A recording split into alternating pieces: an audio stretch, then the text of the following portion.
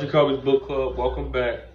Now let's continue talking about Otis Williams' Temptations, and also I want to throw in that Happy Black Music Month. So where we left off, Otis Williams is down south living with his grandparents. His mama then went up to Detroit to get work. Now his mama brings him to Detroit to live with her, and his stepfather when he's 10 years old. Let's get into the book. Once in Detroit, I got to know Hayes and my stepfather better. He was very good to Hayes, and I loved and respected him for it. He was more of a father to me than my real father. Plus, I knew plenty of kids back in Texas who either didn't have any kind of father at all or whose stepfathers never liked them. Not long after the move, Hayes gave birth to my half brother, Alan. Several years later, half sister, Denise, followed. My stepfather was a hard-working man. The pace of life back in Texas was so much slower, and while people back there worked hard, holding a job in an auto plant seemed to take a different kind of stamina. I remember lying in my bed and watching him get up at 4:30 in the morning. It would be freezing cold and black as midnight out, but he never complained. He took care of his family, something I love him for to this day. Now, pause. This book was written in 1988, and this book is basically off the Temptations movie. Now, this is the thing. I'm gonna say this.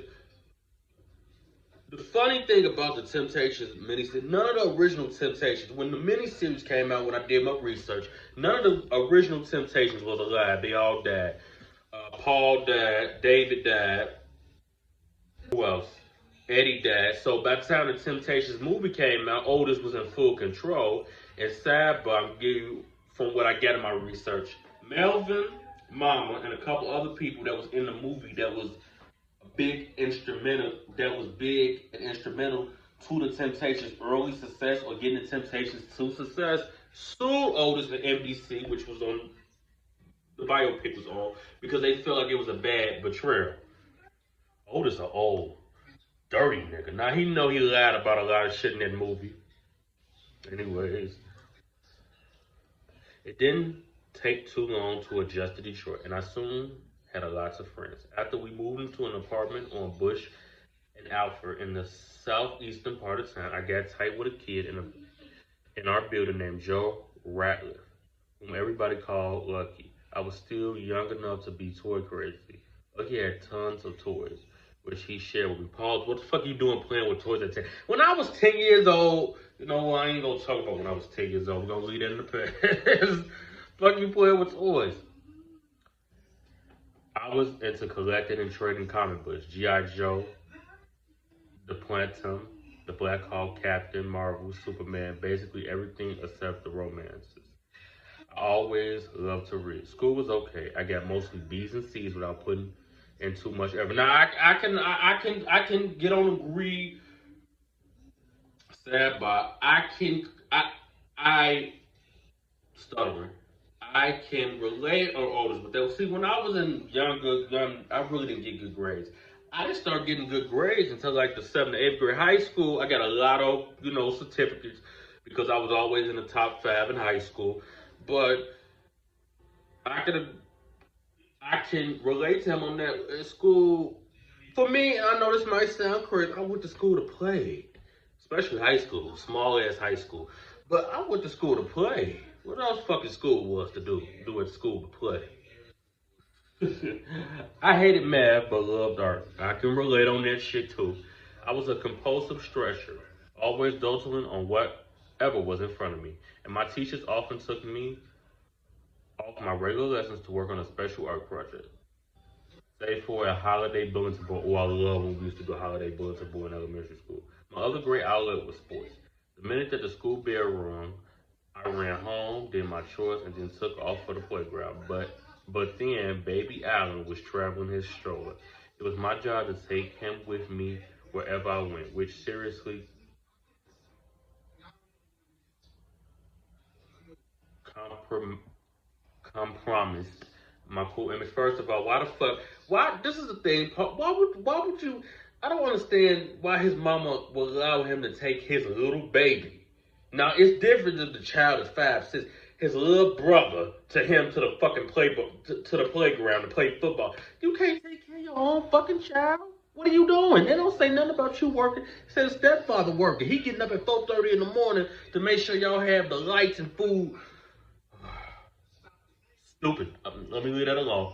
Alan was cute and well behaved. The only thing wrong with him was that he was there. Having Alan at the playground wasn't such a problem because I parked him over to the side of the field and kept an eye on him from the outside. You can't do that shit today. Now, this is what, the 40s, the 50s? The 50s. He was born in 1941. You couldn't do this shit today. Now, this back then you could do that shit because people went crazy like that. But today you can't take no baby and park him over there. Old crazy bitch or nigga, go get the baby, jump out the bushes and take the baby. You gotta be running. But I digress. All I cared about is he still there? Is he still in one piece? If he was, I'd done my job. As I got older, I scheduled after school rendezvous with young ladies for activities. Alan could not watch. More than once, he found himself in his stroller, parked in a strange hallway facing a lockdown while my latest love and I did what love is dead. You can't do that shit either today. Number one, okay, again, I'm going to get Otis Williams. I'm going to give him grace because it was the 50s. But today, and that's again, and I'm going to say this. Why the fuck would she, his mama, I know she did, why would you tell your, I don't even know what to say about it. Oh, but that's understandable. His mama left him in Texas with his grandparents. She ain't one of them motherfucking babies. But then again, she was a teenager. I'm going to give his mama grace. I was around 13 when I met James Bauman, who everybody called Red. Red was in his late teens, probably about 17 or so. Looked up to him like a big brother. He was a sharp guy, nice looking, with light skin and red hair. Not only was he known to be something of a ladies' man, he also had his own singing group. All right, now we finna go into these singing groups. So Otis talks about in the book, again, I told you I can't read the whole book, how he liked it. A lot of R&B, hip-hop wasn't out back then. It was basically jazz, like B.B. King. I know B.B. King. Little Willie John. Sexy Waves. No, that's the song. Clyde Mac Platter. These are the people he's like, I don't know who B.B. King is. All right. In those early days, I did a lot of singing in the hallways of Huntington Junior High School. Another kid there, Lamont Dozier. Now, I know who Lamont Dozier is. You know, in the Temptations movie, they was like, ooh, look at Lamont Dozier over there with a car. Lamont Dozier would come walking down the hall from One Direction, singing at the top of his lungs. And I hear him and start singing along, harmonizing on whatever hit of the day Lamont was doing. We weren't real close buddies, but sharing his special interest. We had a bar. We'd see each other and give a look like, hey, you sing too? And then go to our class. So Lamont's voice was a little bit higher than mine, a second sender like Paul Williams.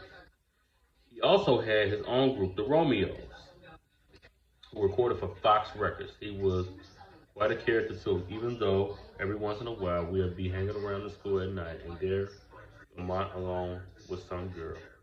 We were pretty wild back then. In most ways, Detroit in the early 50s was a terrific town, but it was also a very tough place, especially for kids. Now, make sure y'all like, share, subscribe, and tell people about the Jacoby Book Club. Have a great day, everybody.